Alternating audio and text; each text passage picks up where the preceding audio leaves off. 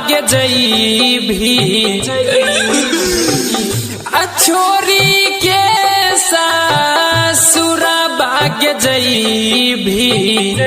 तोरा के नाम भूलैबोगे जान तोरा के नाम भूलैबोगे जान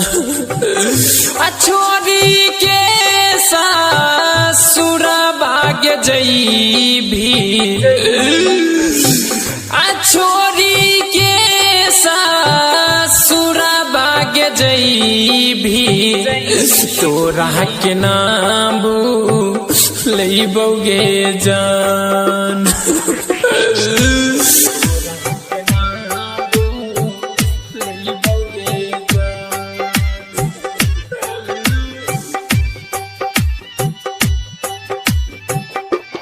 डीजे अजय मलमल। अभी आप सुन रहे हैं चेरा खेरा खगड़िया से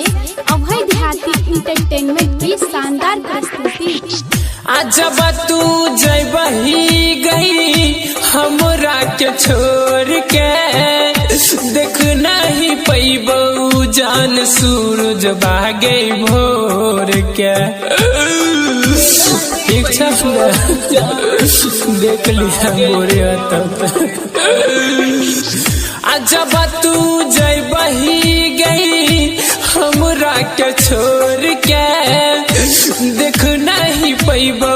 रानी सूरज भागे भोर के हमारे तेराही हमारे तू राही हमारे तू राही परान गे तोरा के नाम भूलैबोगे जान तोरा के नाम भूलैबोगे